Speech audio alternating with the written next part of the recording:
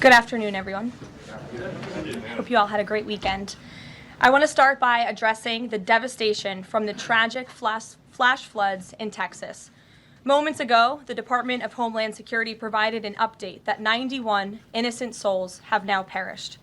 Everyone here at the White House, including the President of the United States, is praying for the victims' families and friends during this unimaginable time. President Trump swiftly signed a major disaster declaration for Kerr County, Texas, to ensure our heroic first responders have every resource they need in the relief and recovery efforts. Secretary of Homeland Security Kristi Noem traveled to Texas over the weekend, and the entire Trump administration is working hand in glove with state and local officials to provide every assistance available. The situation on the ground remains dangerous, and there could be additional public safety threats with potential incoming heavy rain. So we encourage everyone in the area to remain vigilant, listen to all warnings, and respond accordingly. Unfortunately, in the wake of this once-in-a-generation natural disaster, we have seen many falsehoods pushed by Democrats such as Senator Chuck Schumer and some members of the media. Blaming President Trump for these floods is a depraved lie, and it serves no purpose during this time of national mourning. Here are the facts. In the lead up to this tragic natural disaster, the National Weather Service did its job. Despite unprecedented rainfall, the National Weather Service executed timely and precise forecasts and warnings. On July 3rd, the National Weather Service office in Austin, San Antonio, Texas, conducted forecast briefings for emergency management in the morning and issued a flood watch in the early afternoon. Flash flood warnings were also issued on the night of July 3rd and in the early morning of July 4th, giving preliminary lead times of more than 3 hours before flash flooding conditions occurred. And the National Weather Service office in New Braunfels, which delivers forecasts for Austin, San Antonio, and the surrounding areas, had extra staff on duty during the storms, despite claims of the contrary. So to any person who has deliberately lied about these facts surrounding this catastrophic event, you should be deeply ashamed. At this time, the administration's focus will be on giving the victims and their communities the support they deserve during these recovery efforts in this tragic time. May God bless the great people of Texas, especially the parents who have lost their children. President Trump loves you. We are praying for you, and he will be traveling to see you later this week. Moving along to some further scheduling announcements. Tonight, President Trump will host the Prime Minister of Israel, Benjamin Netanyahu, for dinner, where they will discuss the positive developments taking place in the Middle East region. Tomorrow, the President will host his 6th cabinet meeting of his second term. Many of you will be invited to cover that. And on Wednesday, the President will host leaders from 5 African nations for lunch in the state dining room. In other news, after the historic signing on the South Lawn of the White House on the 4th of July, President Trump's One Big Beautiful Bill is now the law of the land. Republicans in Congress met the once-in-a-generation moment and codified the Make America Great Again agenda into law. After this monumental achievement, no other president in modern history has worked harder and faster to fulfill their campaign promises than Donald Trump. The One Big Beautiful Bill will get the United States of America firing again on all cylinders. It's safe to say that over the past few weeks, the president has delivered on many, many wins. For the 4th month in a row, jobs numbers beat market expectations with nearly 150,000 good jobs created in the month of June. The American economy has now added nearly 700,000 jobs since January 2025, with American-born workers accounting for all job gains.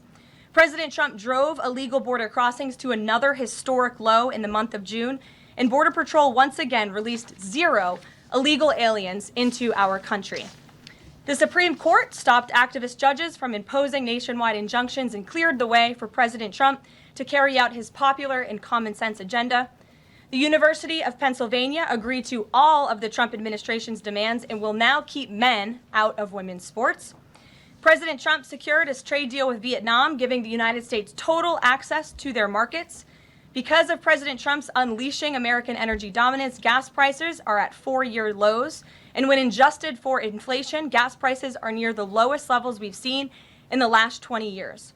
NATO members agreed to raise defense spending to 5% of GDP, a foreign policy feat long thought impossible until President Trump made it happen. The Operation Midnight Hammer obliterated Iran's nuclear capabilities, taking out this imminent national security threat not just to the United States, but to the entire world. The president secured a ceasefire between Israel and Iran, ending the 12-day war. The president brokered a historic peace agreement between Rwanda and the Democratic Republic of Congo.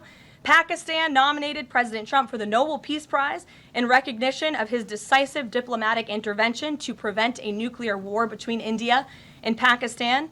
Blue-collar wage growth has seen its largest increase in nearly 60 years, and President Trump has defeated Joe Biden's inflation crisis with core inflation at the lowest level since March of 2021. And just about all of that has happened in the last 3 weeks, and I know you all know it because you've been very busy here covering it along with us. So with that, I will take your questions today as we kick off another very busy week here at the White House. We'll lead with our new media seat, Brian Glenn, who is, of course, very present in this briefing room. He's put in a lot of hours covering this president, so we're glad you finally have a seat today. Brian, go ahead. It feels great to sit down. Thank you very much. You're welcome. I want to go back to the hurricane. You said that President Trump is scheduled to go to Texas later this week. Can you speculate on what day and what he has plans? Sure. The White House is currently arranging those travel plans. We hope that it will be later this week, likely on Friday, but of course we want to do it at the most appropriate time on the ground for state and local officials. We don't want to interrupt the recovery efforts, but we're planning tentatively for a Friday trip, and when that becomes final, we'll let all of you know, as we always do. And you gave a little bit of reaction earlier, but the National Weather Service, the union, actually publicly stated they had an adequate staff on hand to forecast and predict the storm. You shared your thoughts earlier on how the way the left has really weaponized this to blame the deaths in Texas on Trump. Want to comment on that again? Yeah, I just do think those comments are depraved and despicable, especially when so many Americans are mourning the loss of their children. The National Weather Service, as I said, did its job. Many experts, many meteorologists have said that. Many of you in the media, in all fairness, have said that as well. Unfortunately, not all. And many Democrat elected officials are trying to turn this into a political game, and it is not. This is a national tragedy, and the administration is treating it as such. We know the National Weather Service provided early and consistent warnings. They gave out timely flash flood alerts. There were record-breaking lead times in the lead up to this catastrophe. There is ongoing flood monitoring, and these offices were well staffed. In fact, one of the offices was actually overstaffed. They had more people than they need. So any claim to the contrary is completely false, and it's just sad that people are pushing these lies. Can I just get one more? Sure. Kind of a little bit of breaking news. The Department of Homeland Security is moving to end the TPS status on Honduran and Nicaraguan migrants. Yes. Any plans to adding additional countries that you could be targeting? Just a reaction. Sure. Well, I won't get ahead of the Department of Homeland Security on additional countries, but as you pointed out, they did end temporary protective status for Nicaraguans and Hondurans in this country because TPS, temporary protective status, is temporary by definition. It is not meant to be a permanent path to residency or citizenship here in the United States of America. It was originally granted to Nicaraguans following a natural disaster in 1999. That doesn't sound very temporary to me. And as well as Hondurans in 1999 after the impact of Hurricane Mitch in 1998. And so this administration is doing what it promised to do. And if individuals from these countries want to come here, they have a legal pathway to do it, but temporary protective status was never meant to be permanent. The previous administration abused this status and this parole program, essentially treating it as such, and we're not going to tolerate that any further. Thank you, Brian. Megan. Secretary Bessent said yesterday that countries will boomerang back to the April 2nd tariff level starting August 1st. Why did the president decide to have those tariffs not take effect Wednesday as originally scheduled? And then I was also wondering if you could share, obviously we saw the letters the president sent out on Japan and South Korea, but if any other major U.S. trading partners are getting letters today. Sure, yes, I can confirm. In fact, I have those letters. If you could get me the folder with the letters in them, Liz, they're right in the previous office. I have the signed letters that went out to both South Korea and Japan today. And there will be approximately 12 other countries that will receive notifications and letters directly from the President of the United States. And weeks ago, I stood at this podium and I told told all of you that the president was going to create tailor-made trade plans for each and every country on this planet. And that's what this administration continues to be focused on. The president will also sign an executive order today delaying the July 9th deadline to August 1st. So the reciprocal tariff rate or these new rates that will be provided in this correspondence to these foreign leaders will be going out the door within the next month, or deals will be made. And those countries continue to negotiate with the United States. We've seen a lot of positive developments in the right direction, but the administration, the president, and his trade team want to cut the best deals for the American people and the American worker. That's what they're focused on. And in the effort of transparency, these letters will continue to be posted to Truth Social, so you can enjoy them yourself. Go ahead. Thanks, Caroline. Just about the visit of Prime Minister Netanyahu today, I was just wondering why that is not open to the press. Previous visits by him, we've had Oval Office press conferences. Does that reflect somehow the kind of sensitivity of this particular visit? No, they're having a private dinner. There's many important matters that are obviously ongoing in the region, as you know. The utmost priority for the president right now in the Middle East is to end the war in Gaza and to return all of the hostages. Also, as you know, there was a ceasefire proposal that Israel supports that was sent to Hamas, and we hope that they will agree to this proposal. We want to see all of the hostages released. That's on the top of the president's mind, so that will be discussed, as well as the many other positive developments we've seen in the Middle East. I want to go back to the trade deals. As you see, we have these beautiful letters that the president has signed. This one is to the President of the Republic of Korea, original signature on that, and these will be mailed. And then here we also have another letter to the Prime Minister of Japan as well. Both countries will be receiving a 25% tariff rate effective on August 1st. Go ahead. Thank you so much. You said it, and the President said it many times, you want to see an end to the war in Gaza. Will he give guarantees during this 60-day period of ceasefire that actually the war will end? Because this is a sticking point with Prime Minister Netanyahu, and I'm wondering if they see eye to eye on this point. And how do you see the next day? What the next day in Gaza will look like? Look, right now the president is focused on today and to get the Hamas to agree to this ceasefire. I don't want to comment on the details of the arrangement out of respect for these negotiations, but a agreeable and appropriate ceasefire proposal has been sent to Hamas. And I can also tell you Special Envoy Witkoff intends to travel to Doha later this week, where he will continue to engage in these discussions. And the Qataris and the Egyptians have been incredibly helpful partners in mediating these negotiations and discussions to bring peace to this region and end this conflict once and for all. Kristen.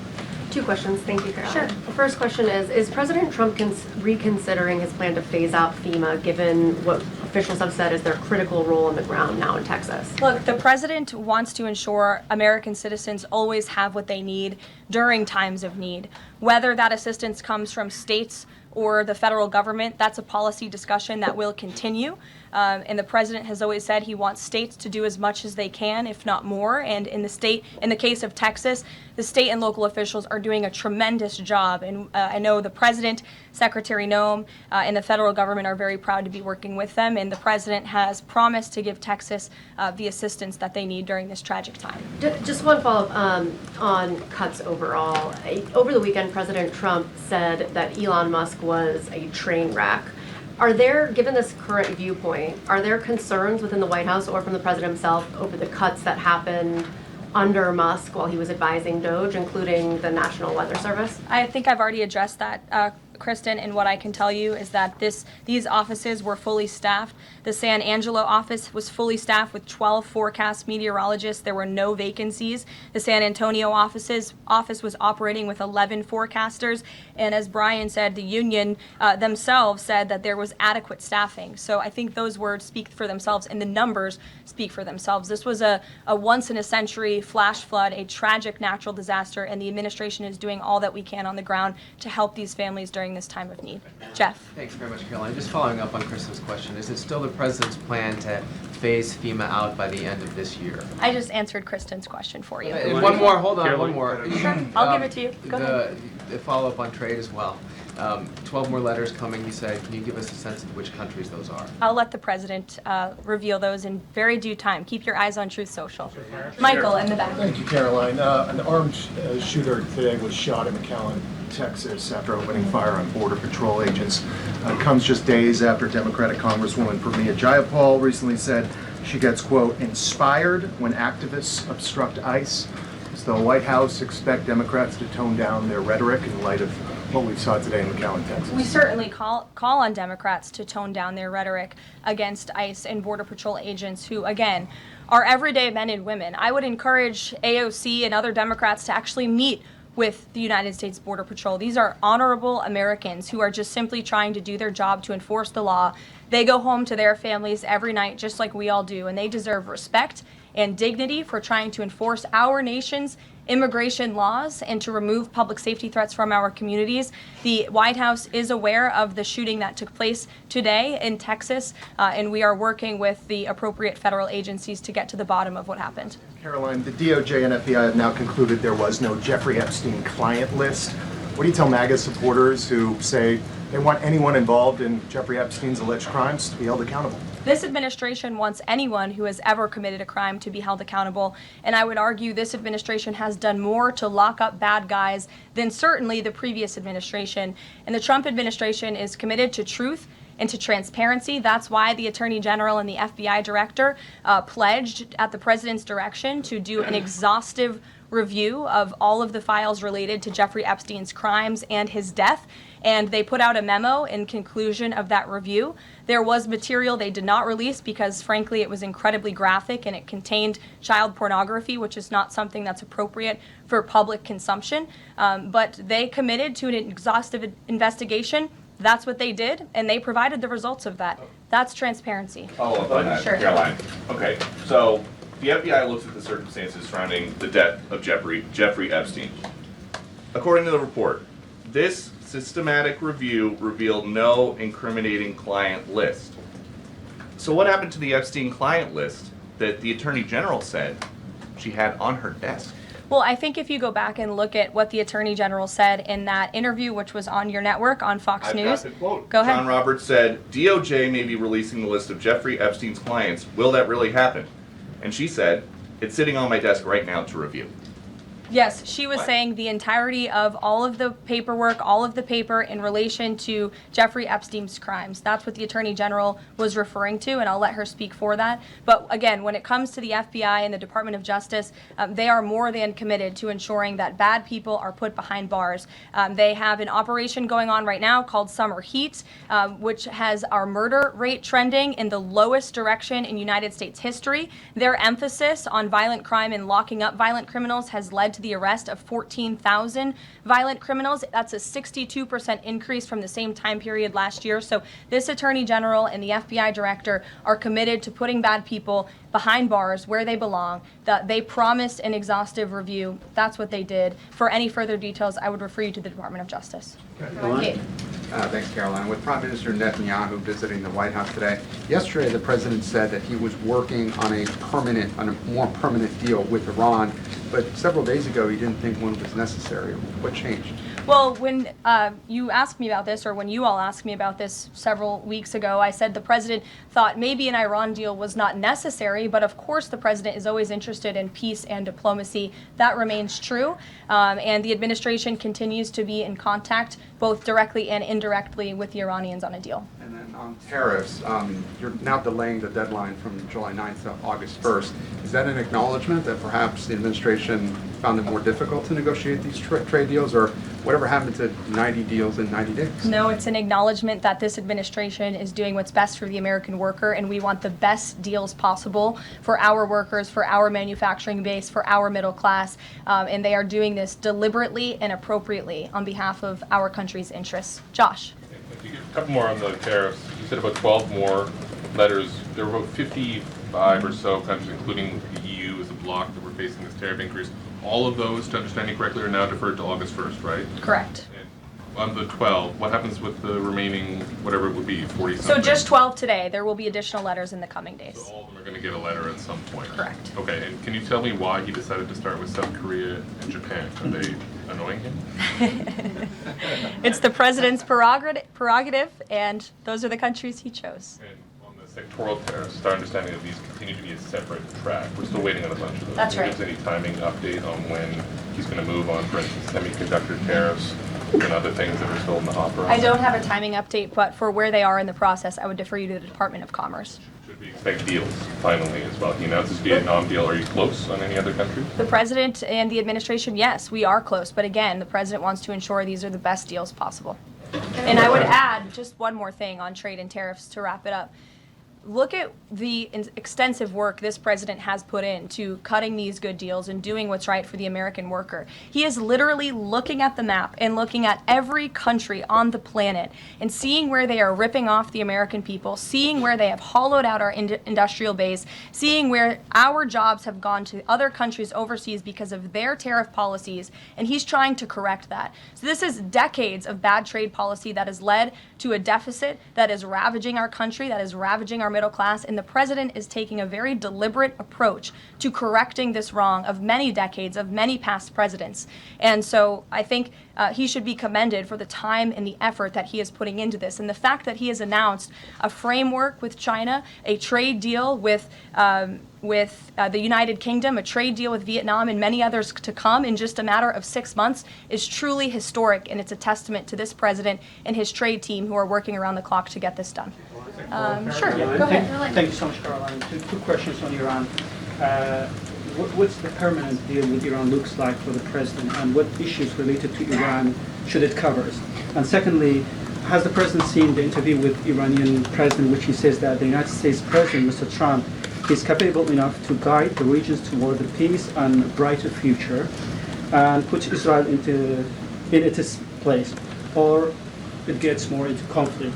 Has the president seen these comments, and what's his reaction to these comments? I'm not sure if he's seen those comments, but certainly I think it's true that the president is the right man for the job to move the direction, this region into the direction of peace and stability for the future. That's what he and his national security team are working on every day, and we've already seen historic achievements in that direction. Go ahead. In the back. Kelly, go ahead. Great, thank Sure. you. And then in front of you. Okay, a couple questions for you. First, on... Y'all need name tag signs. First question on the flooding in Texas. I know there has been some concern about the timing of the alerts, knowing that they did go out, but the warnings coming out in the wee hours, so while many people were likely sleeping. Can you share just details what you know about why those warnings were sent while people were likely sleeping, and then what the administration is doing to ensure that these alerts come out sooner? Well, the alerts imminently were sent out before the flood when people were sleeping because the flood hit in the very early hours of the morning. So people were sleeping in the middle of the night when this flood came. That was an act of God. It's not the administration's fault that the flood hit when it did. But there were early and consistent warnings. And again, the National Weather Service did its job. On July 2nd, there were initial notices of potential weather and flooding risks were issued. On July 3rd, escalating warnings throughout the day with a flood watch issued at 1:18 p.m. And then later at 6:10 p.m. on July 3rd, the Weather Prediction Center warned of excessive rainfall and a high likelihood of flash flooding. At 6:22 p.m. July 3rd, National Weather Center issued a hydraulic warning highlighting considerable flooding risks, including in Caryville County. And then there were the timely flash flood alerts at 11:41 p.m., 1:14 a.m., and then another flash flood emergency warning issued at 4:03 a.m. just before the flood hit. So those were all of the warnings that went out to the affected area and region. Go ahead. One question on education funding Go for ahead. Thank you states and very much. I local appreciate it, districts. Caroline. Two questions for you related to the Prime Minister's visit today. Number one, there's a report circulating that the Gaza Humanitarian Foundation provided a proposal to the White House to build these so-called humanitarian transit areas inside and outside of Gaza. The GHF is insistent it has nothing to do with that proposal. Can you shed any light on whether the White House has received such a proposal, and if so, from whom? I'm unaware if a proposal from the Gaza Humanitarian Foundation was sent to the White House. I haven't seen it, but I can ask our National Security Council. And also a document circulating that the White House is prepared to lift the Foreign Terrorist Organization designation from HTS, the group of President al-Shara in Syria. Can you confirm that that's taking place? Again, I haven't heard that, or I'm not aware of that action taking place. As you know, we did lift particular sanctions on Syria, but we did leave them on for particular terrorist groups. If that has changed, we will, of course, let you know if there's a change in policy, but I'm unaware of one at this time. Sure, go ahead. Me? Hi, Caroline. Thank you. Ahead of And then you can go too, since you're so eager. ahead of the president's meeting with Prime Minister Netanyahu today, is there a scenario where Israel has made it clear that they will not bring an end to this war until Hamas is decimated? And the president just 5 months ago suggested a potential takeover of Gaza. Is there a situation where tonight the two men will change their posture, and in the scenario that Hamas turns over the remaining hostages, that the war could come to a permanent end, and that they will seek that under that scenario that they would essentially try to bring this war to a permanent end beyond just that 60-day ceasefire? Again, you're putting a hypothetical situation in the air, so I don't want to comment on that out of respect for these ongoing negotiations and discussions that are taking place. But as for the takeover of Gaza, I don't believe the president ever said that. I think he discussed a rebuilding of Gaza once this war is over. This has become an uninhabitable place for human beings, and the president has a big heart. He wants this to be a prosperous, safe part of the region where people and families can thrive, and there will be a need for a real rebuilding effort when the time comes. But right now we need to end this war, and we need to bring all of the hostages home. The president is adamant about that. The war tonight? Look, again, I will let the president speak for himself later if he decides to comment on the details of the agreement, but out of respect for the discussions, I won't do that from the podium. Go ahead. So Congressman Lawler and Gottheimer have introduced a bill in Congress, the Bunker Buster Act, that would allow the United States to sell B-2 bombers and bunker buster bombs to Israel. Is that something the president would support?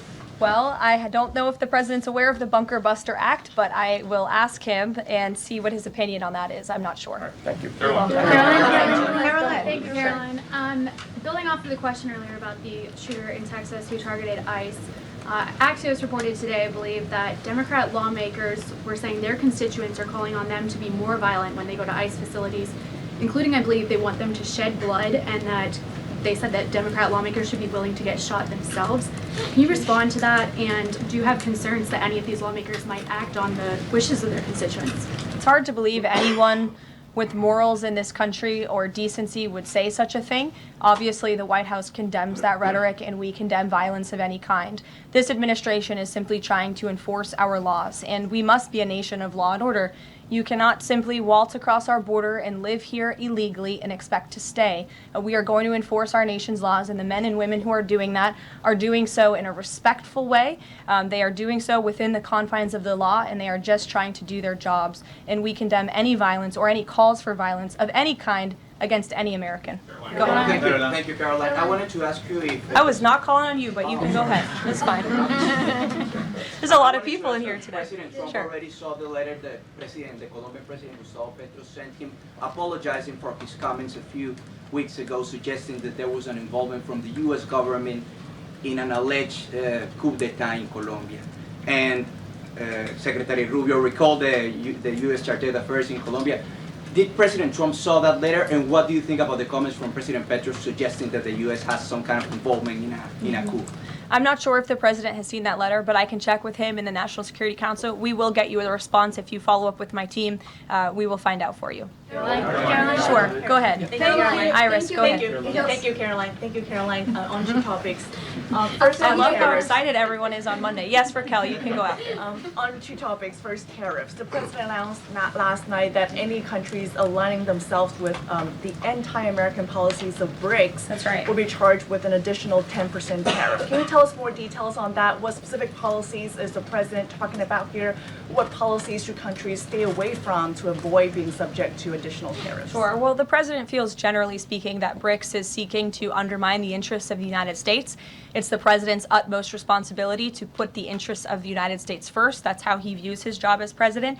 So he's going to ensure that America is fairly treated on the world stage, and he'll take any action necessary to prevent countries from taking advantage of the United States and our people. Raquel, go ahead. On illegal immigrants, Reuters' Tom Homan told us this morning that ICE will have have to arrest 7,000 illegal immigrants every day for the remainder of this administration to just catch the ones that were let in during the last administration. I'm wondering what the new resources and manpower, of course, given by the Big Beautiful Bill, which of course opens the door for ICE to hire additional 10,000 agents and officers. What's the administration's expectations now for daily arrest numbers going forward in upcoming months? Sure. I'll let the Secretary of Homeland Security and her department speak on what they're looking for in terms of daily numbers. What I can tell you is I receive the daily reports each morning, and ICE is out there doing the jobs that they swore an oath to do, and they are removing public safety threats from our communities every day, and our country is becoming a safer place because of their efforts. And the One Big Beautiful Bill that is now law will give significant resources to ICE and Border Patrol to continue the tremendous work that they are already doing. And I think every American who wants to live in a safe neighborhood should be grateful for their efforts. Thank you, Karoline, Just so much. Raquel, and then I can go to you. So much. And then you, Dr. Harper. Thank you, Karoline. It's a follow-up on the BRICS question. So does President Trump believe that the BRICS are getting stronger or trying to isolate the United States? And how close is he monitoring this summit that is taking place in Brazil right now? He's closely monitoring it, which is why he put out a statement himself. He does not perceive these countries as growing stronger. He just perceives them as trying to undermine the United States' interests, and that's not okay with him, no matter how strong or weak a country may be. Go ahead. Yes, go ahead. Yes. As promised, yes, go ahead. Thank you. Does Trump have a vision for post-war Gaza? You mentioned, he's talking about now the ceasefire, but does he support permanent or temporary Israeli presence in the Gaza Strip? Does he continue to see a continued role for the Gaza Humanitarian Foundation to continue to operate in the Gaza Strip? Well, as you know, because we've talked about it before, the president has directed aid to be moved into the region, and that has been taking place. You've actually seen people in the Gaza Strip yelling out, "Thank you, Trump," for the aid and for the meals that they have received, because the previous administration never did that for some reason. But this president, again, wants to see peace and stability in the region. So as I outlined previously, he views this part of the region as having a real chance at being peaceful and prosperous. But again, we need to end this war. We need to get all the hostages home, and Hamas needs to accept this proposal in order to do that. Dr. Harper, go ahead. I'm Dr. Anthony Harper with the Intermountain Christian News. Thank you for taking my questions. Given the nature of the Palestinian Authority, with their pay to slay, teaching Jew hatred to children, corrupt leaders, and no elections for 19 years, who does President Trump support to govern Area A and Area B to prevent Hamas from ruling? And what is President Trump's position on Israeli sovereignty? Sure. Well, the president believes Israel, of course, has a right to defend itself. As for the first part of your question, you're getting ahead, Dr. Harper. As I told you, the president wants Hamas to accept this proposal right now. He wants to see peace in this region, and he's committed to doing that. Sean. Hey, Caroline, can you just please walk us through the decision to halt the supply of weapons to Ukraine at a time when Russia is really hitting Ukrainian cities and civilians? Was that the president who decided that, or did the Pentagon do it without his approval? No, neither of those things are true. I'm happy to walk you through it. This was a standard review by the Pentagon of all weapons and all aid and all support that the United States is providing all countries and all regions around the world, not just Ukraine. When the Secretary of Defense took office, he directed the Pentagon to conduct this review to ensure that everything that's going out the door aligns with America's interests. So it's a pause to review to ensure that everything the Pentagon is pushing out there is in the best interest of our military and our men and women in uniform. Fran. Two questions on Israel. You suggested that Hamas is the impediment currently to a ceasefire. So if not a ceasefire deal, then what does the president hope to achieve with tonight's dinner with the prime minister? Again, you guys are getting around to a lot of hypotheticals. I don't want to get ahead of the president, but there are many other issues to discuss with Prime Minister Netanyahu tonight related to the region and just the entire world. So this will be a dinner to talk about Operation Midnight Hammer, which was incredibly successful, to talk about peace in Gaza and ending that conflict, as well as many other topics of discussion in relation to Israel and the United States. Sure, go ahead. Thank you, Caroline. Given the fact, this is on the trade letters, given the fact that the president put into effect the tariffs on April 2nd, and then put the pause into place. Is the president at all concerned that these countries that are receiving the letters won't take them seriously because the deadline seems to have shifted already and may shift again? They will take the letters seriously because they have taken the president seriously. And that's why the president's phone, I can tell you, rings off the hook from world leaders all the time who are begging him to come to a deal. And this administration is working hard to ensure those deals are in the best interest of the American people. And this delay, again, is in the best interest of the American people. And you all will continue to see these letters released on the president's Truth Social. And we will see you all later. Thank you, guys. Thanks, Caroline.